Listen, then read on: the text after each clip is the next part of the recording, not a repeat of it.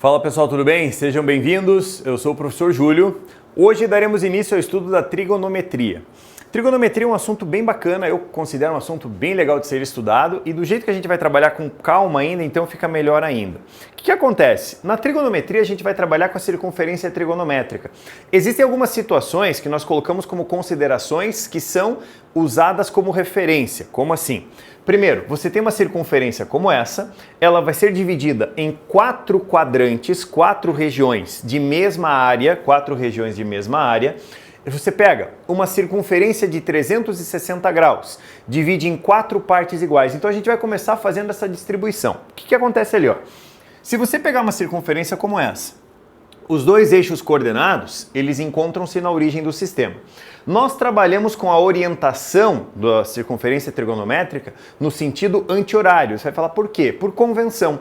Convenciona-se a trabalhar no sentido anti-horário. Então tem duas situações importantes. Se você trabalhar com a medida no sentido anti-horário para cá, nós trabalhamos com o sentido positivo do arco, certo? Quando nós trabalhamos no sentido horário, você pode mexer no sentido horário também, nós trabalhamos com a orientação, o sinal no sentido negativo. Então o que significa isso? Quando você olha um ângulo, digamos de 30 graus, você olhou ali, 30 graus, então o mais ele fica implícito, sinal que eu estou medindo no sentido anti-horário. Agora, vamos supor que você olhe um ângulo lá, né, tipo lá, um ângulozinho θ, e essa medida do ângulo θ é de menos 40 graus. Você vai falar, puxa, ângulo negativo? Não é ângulo negativo. É que esse sinal negativo nós estamos orientando ele no sentido horário. Então, ao decorrer da aula eu explico para você melhor, mas só para no começo você entender. Se aparecer um sinal negativo aqui, é a orientação do ângulo que eu estou trabalhando. Orientação negativa, sentido horário, orientação positiva, sentido anti-horário. Como funciona? Ó, como eu acabei de falar para você, você pega uma circunferência como essa, divide em 4 regiões de mesma área, 90 graus, 90 graus, 90 graus e 90 graus. O que é importante a gente começar?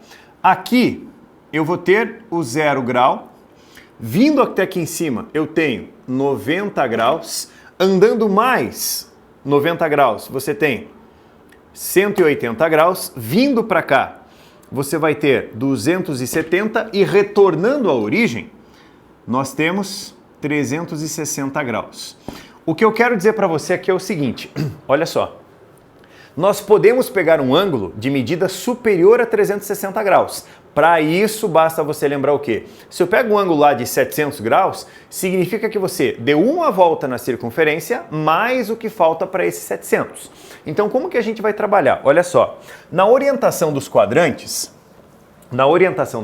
eu vou colocar aqui para você. O primeiro quadrante do teu arco, o primeiro quadrante que a gente vai representar aqui, ó, a gente vai simplificar ele dessa maneira, primeiro quadrante, ele vai de 0 até 90. Então, teu primeiro quadrante vai ser um ângulo θ menor do que 90 graus e maior do que 0 graus. O teu segundo quadrante, o que eu tenho no segundo quadrante? Um ângulo entre 90 e 180. Então, o meu ângulozinho vai ser menor que 180 graus e maior que 90 graus. Tudo bem? Daí eu pego o terceiro quadrante que está aqui, ó. Vamos só marcar. Aqui eu tenho primeiro quadrante, aqui eu tenho segundo quadrante, para cá eu tenho terceiro quadrante e vindo para cá eu tenho o meu quarto quadrante. O terceiro quadrante, vou colocar aqui do ladinho, o terceiro quadrante é um ângulo que está entre 180 e 270.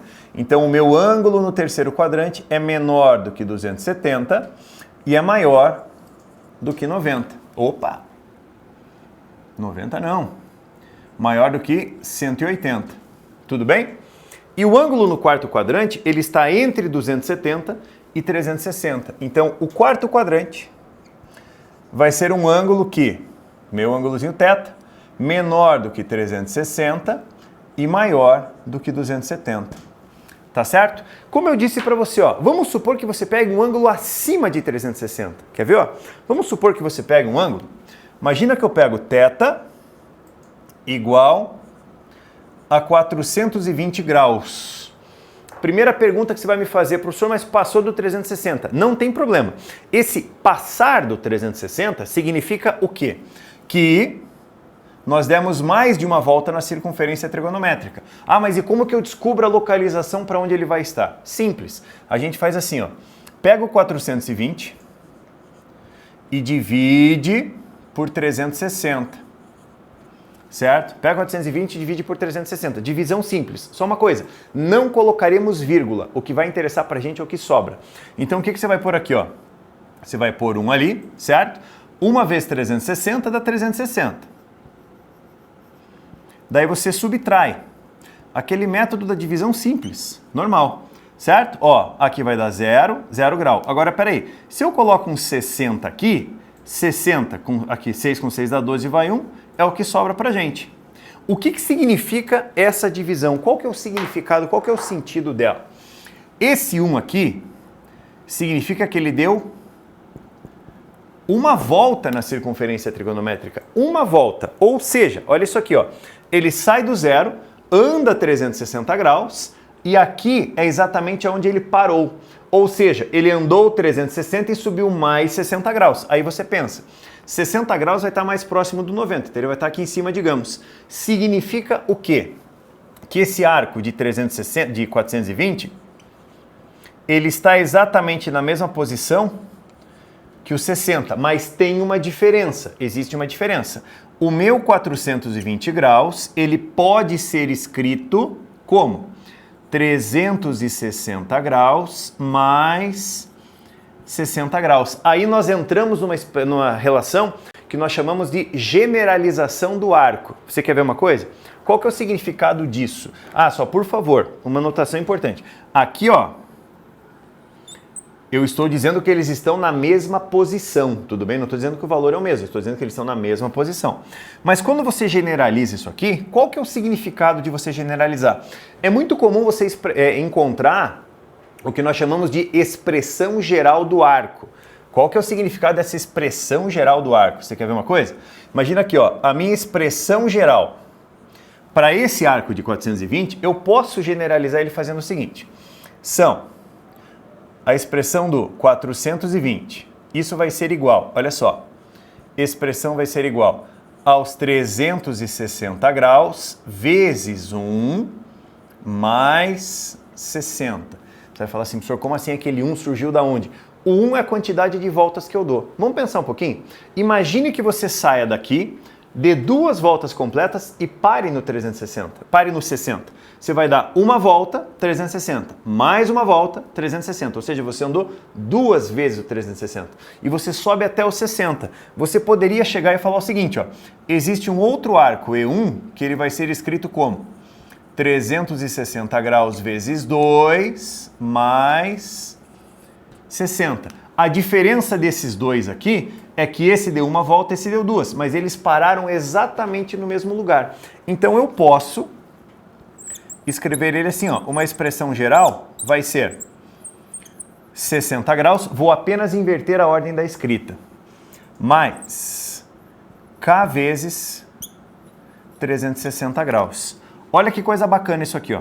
Quando você trabalha com essa relaçãozinha aqui, quando você põe essa relação, o que significa? O K é o número de voltas, então nós vamos fazer o seguinte, dê uma volta no círculo trigonométrico, troque o K por 1 vezes 360, 360, mais 60, paramos exatamente no arco de 420. Se eu trocar o K por 2, eu dei uma volta, 2 voltas e subi mais 60. Eu posso dar o número K de voltas na circunferência trigonométrica. Só que aí, né, como a medida do arco não precisa ser expressa apenas em graus, ela pode ser expressa em radiano, a gente pode escrever o arco também da seguinte maneira. Quer ver? Ó? Eu vou colocar uma observação aqui, é importante, eu preciso discutir ela com você. Se você colocar essa relação aqui, ó, 180 graus, para nós, ela tem a mesma medida que π radianos. Por favor, 180 graus vale π radianos. Tem uma confusão que muita gente comete, tem um erro que muita gente comete, e eu, quando a pessoa fala isso, eu corrijo ela em sala, porque a gente fala assim, a pessoa fala assim, ah, professor, π vale 180, né? Não, π vale π. Cuidado. O π, ele vale 3,14. Quem vale 180 graus é π radiano. Então a gente tem que tomar cuidado, porque a notação é uma coisa importante. Você quer ver? Eu vou dar um exemplo para você. Imagina eu chego para você e falo assim, vai lá na sala da sua casa e pegue 8 para mim. Então você vai falar, professor, 8 o quê? Então, por isso que eu preciso que você diga, você tem uma unidade de referência. Cuidado para não confundir. A pessoa fala assim, π vale 180. Não. Π radiano vale 180 graus. Essa é a medida de conversão que a gente tem que usar. É a frase correta, a frase completa. Π radianos equivale 180 graus. Vamos pensar um pouquinho? Se o meu π radiano vale 180 graus, se eu dobrar isso aqui, eu dobro isso aqui. Então eu tenho como medida de conversão 360 graus, ele vale 2π radianos, certo? Ele vale 2π radianos. Eu posso, então, escrever essa expressão em forma de radiano. Daí vem a pergunta, né? Professor, mas o 60 eu faço como? Como é que eu converto de grau para radiano, radiano para grau? Nós vamos fazer isso. Vou apagar aqui um pouquinho e a gente vai trabalhar um pouco com essa ideia. Como é que você converte de grau para radiano e de radiano para grau? A referência vermelha ali a gente não pode esquecer. Π radianos vale 180 graus sempre. Daí, eu quero fazer uma conversão. Eu quero mudar 60 graus, eu quero converter isso aqui para radianos. Preciso converter para radianos. Como que eu faço? Você pode fazer uma simples regra de 3 ou apenas fazer uma representação que é a seguinte. Quer ver? Eu vou primeiro mostrar a regra de 3, depois eu mostro o jeito mais rápido. Olha só. Você sabe que π radianos vale 180 graus. Um valor x que eu não sei vale 60. Daí você vai multiplicar cruzadinho, né? 180 vezes x, olha só, 180 graus vezes x vai ser igual 60 graus vezes π radianos. 180 passa dividindo. O teu x ele vai ser igual, presta atenção nisso aqui, ó, 60 graus vezes π radiano dividido por 180 graus. O que eu quero dizer para você? Não há necessidade de você fazer toda a regra de 3 a todo momento. Você pode lembrar do seguinte, sempre que você for converter um ângulo de grau para radiano, o que você vai fazer? Olha isso aqui. Você vai pegar a medida do ângulo que você quer, no caso 60 graus, e vai, olha isso, vai multiplicar por π radiano e vai dividir por 180 graus. Daí tem um detalhe, parece um detalhe bobo, parece um detalhe simples, mas é importante.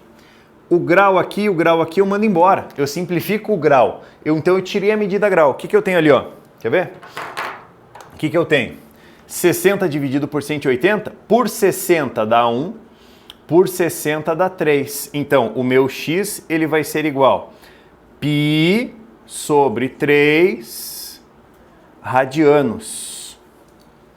A unidade é importante. A unidade é importante. Agora, quando eu vou escrever isso aqui, ó, a expressão geral do meu arco em radiano, olha só, ela vai ser igual. Os 60 graus virou π sobre 3. Você vai falar, mas aqui você não vai colocar? Aqui não, porque eu já estou subentendendo que aqui a unidade é radiano, tá? Mas, cuidado agora. O 360, observe, o 360, ele vale 2π radianos. Então eu tenho 2π vezes 1k. Então a gente vai escrever ela numa ordem bem conveniente, tá? O que significa isso? 2k π é a expressão geral do arco para ele em radiano, certo? Então quando você se deparar com isso aqui, primeiro, não entre em pânico. Ele só está escrevendo a expressão geral do arco em radiano.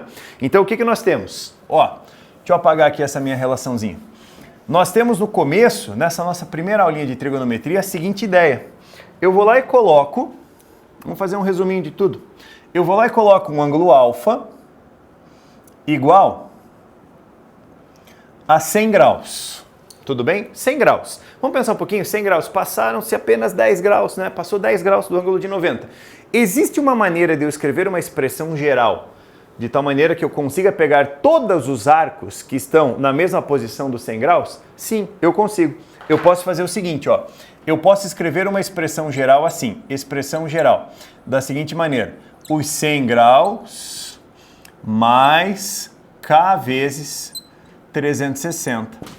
Pronto, eu generalizei. Qualquer arco que pare na posição do 100, eu tenho por essa expressão. Lembrando que o K é o número de voltas. Para uma volta, K é igual a 1. 1 vezes 360, 360, com 100 dá 460. O 460 está na mesma posição.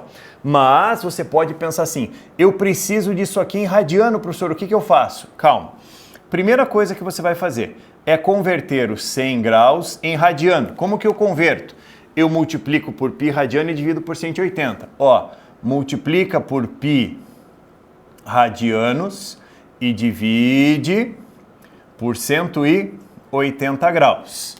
Por favor, grau mandamos embora com grau, a bolinha mandamos embora com a bolinha. Agora sobra 10 e 18 para a gente simplificar. Por 2 dá 5, por 2 dá 9. 5 e 9 já não dá para simplificar. Não tem problema.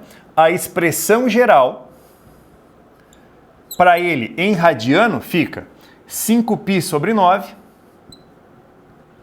5π sobre 9, mais 2kπ. Por favor, o 2π é o 360, o K continua sendo ele mesmo. E aí, nós temos a expressão geral do arco, tá? Para qualquer número de voltas. Só uma coisa, eu posso pegar um K igual a zero também. Se eu pego o K igual a zero, vamos pegar aqui em cima que é mais fácil. K igual a zero vezes 360 dá zero, dá o próprio 100. Significa o quê? Que você não deu nenhuma volta no círculo trigonométrico e apenas andou 100 graus na tua expressão. Tudo bem? Então, deixa ela representadinha aqui, certo? Tudo bem? Gente, só para fechar, a gente tem a seguinte ideia para você, ó. Só para a gente trabalhar isso aqui. Eu posso também pedir para você o comprimento de um arco. Daí você vai falar, poxa, assim, comprimento de arco? Sim, imagina isso aqui, ó. Eu vou pegar uma circunferência qualquer, certo? Uma circunferênciazinha qualquer. Daí, eu vou fazer a seguinte representação para você. Eu tenho aqui, ó.